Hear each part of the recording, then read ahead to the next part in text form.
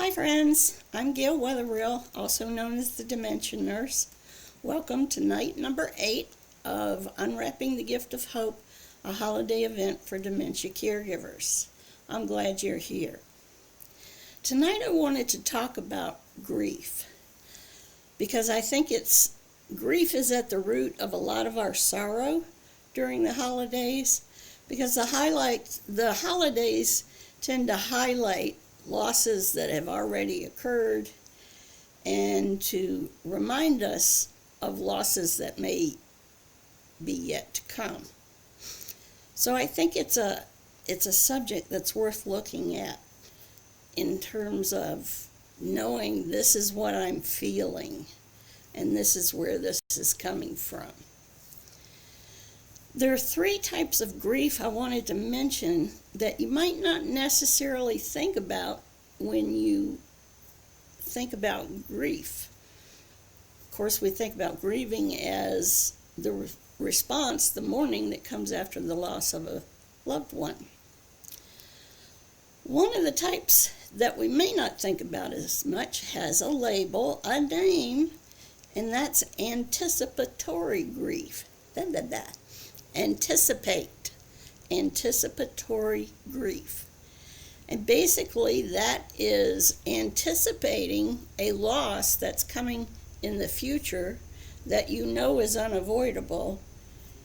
And so we begin grieving when we become aware that that's in the future for us or for our loved one.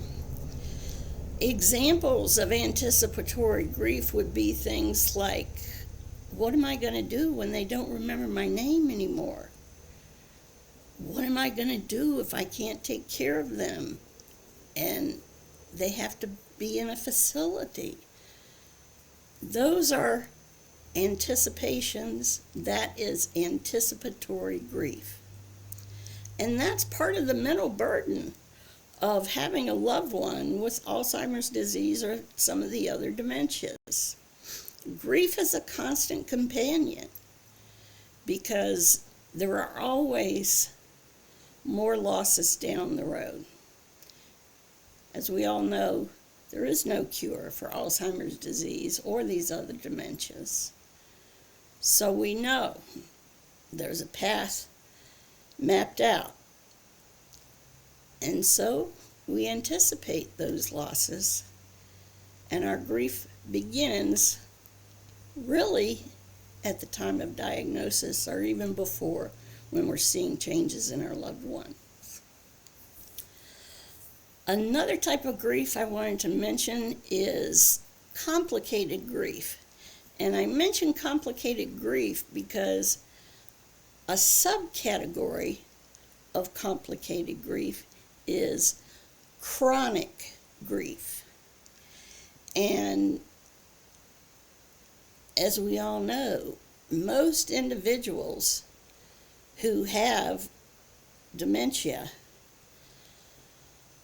oh boy, it's a years-long process. And so, rather than there being an acute event and we're left to process that, the losses and the anticipation occurs over a very long time, and we're grieving all that time. So there is a name for that, and it's chronic grief. Every time there's some simple task that they can't perform anymore, a little piece of our heart dies with it. The third kind of grief I wanted to mention to you tonight is disenfranchised grief. Disenfranchised grief means grief that is not recognized by others, that is not socially sanctioned or really acknowledged in the world. Disenfranchised grief, I think every caregiver goes through that, because what is it we always say? Unless someone has done dementia caregiving up close and personal themselves, they have no idea. They have no idea of what it's like. And they have no clue as to the burden, the emotional burden, the anticipatory grief, the chronic grief, and the fact that they don't understand and they don't acknowledge it makes it disenfranchised grief. And that's a hard one to bear because we get such ridiculous comments from people. How's he doing? Is he doing better? Yeah, real better. You know, I don't know why are you always talking about this? It's such a downer. Yeah, we get crazy comments. So, that's just a little run through 3 types of grief that you may not have formally thought about, but that I'm pretty sure the vast majority of you have experienced all 3, or you're experiencing all 3 right now. I will put a reference down in the comments to a pretty good article. It's actually written for therapists, but nothing wrong with a little DIY therapy, that explains some of these categories a little bit more detail. But I wanted to just give you kind of a broad brush of it. So we talked about anticipatory grief, chronic grief, and disenfranchised grief. So our grief is looking in the future and not liking what we see. It is chronic. It's a constant companion for months and years on end.